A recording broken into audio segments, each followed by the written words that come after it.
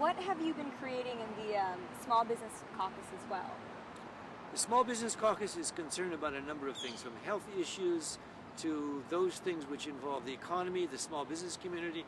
In fact, I see the Small Business Caucus and I see the minority leader who's just approaching, and I'm going to ask her that question. The highlights of the minority package.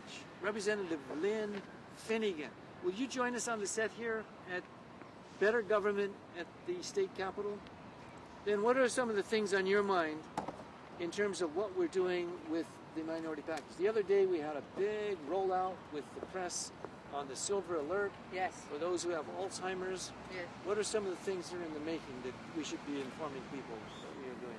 Well, I think in regards to the small business legislation, we are having a different approach this year, that not only are we pursuing legislation that is friendly to small businesses, but we're also taking the opposite approach, which is what are the different types of legislation that will hurt businesses in general, and making it a point for us to stick up for those businesses by opposing those kinds of legislation. One of the big ones is the issue of card check. It's floating around at the Capitol, and that has to do with the ability for people to not, for people to not have the option of a secret ballot. So what that means is if people want to organize, usually they have a secret ballot process, and this legislation actually wants to take that away. That could be a very intimidating process for those who may not want to organize in unions. The curious thing, though, Jean, that I find very curious, has to do with, it is actually, if you ask like the private sector employees, no one's really wanting this piece of legislation. It's actually being pushed by the public sector employees, but it has nothing to do with the public sector employees, because they already have the right to unionize. I heard that even small restaurants, small farms, the smallest of the small, suddenly become union shops. And generally speaking, that is going to pit family, mom and pops, against friends and others if it goes to that extreme. Correct. And I think what else that you're taking a look at in regards to these issues is a lot of them weren't even aware that it could possibly affect their small businesses. And when it came down to it last year and they were made aware of it, agriculture was a sector of our economy which we're trying to really get behind. And unfortunately, they felt that they were going to suffer with this card check legislation. Representative Finnegan, and as you can see, this is how it happens at the state capitol, in and out. We've got Representative Finnegan coming from a hearing, Representative Pine going to a hearing. And I'll be peeling off shortly. So that's how it goes down at the Hawaii State Capitol. Representative Finnegan, do you have any legislation that you have introduced that you feel will provide a better quality of life for our constituents in Hawaii? Absolutely. And in fact, my partner here is very supportive of our Extend Act 221. Amen. Amen to that.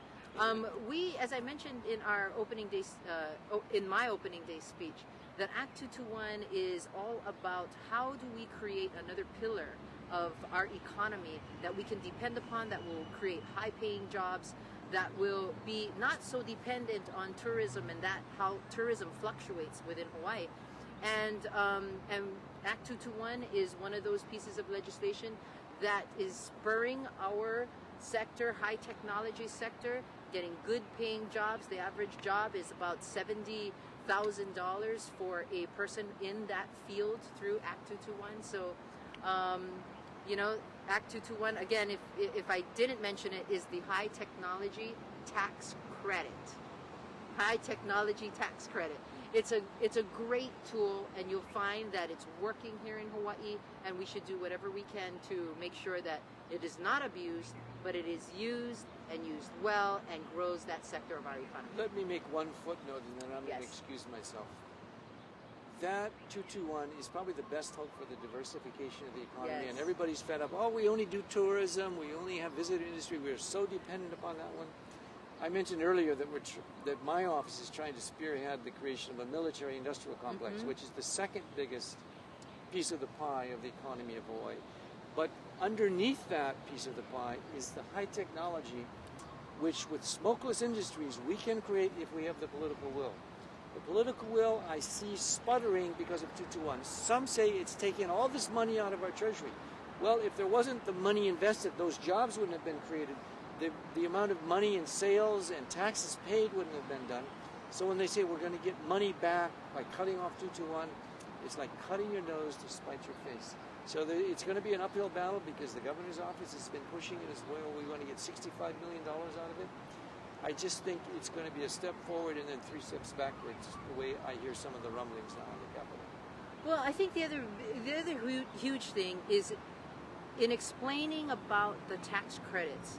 If you tighten up Act 221 so much so that you end up where these different investors, local investors, won't use that particular credit, the Act 221 credit. The assumption is that they're going to pay taxes, and that's how you get the $65 million. And that, I think, is an assumption that we cannot make, because they will find other ways to try and try and not have to, well, one, pay taxes, or two, invest in other ways that it would be a tax shelter. Those who spoke to me said they're going to go back into real estate. Or they do exchanges where there's no taxes whatsoever. Well, and I've got to tell you, here in Hawaii, that's one way that we wanted to step back from. We wanted to get out of the whole investing in land development. And that's actually a pretty good place to go right now if you wanted to invest because of the volatile, market. Let me, before I leave, say you're a great leader. I'm going to excuse myself. I turn it over to you.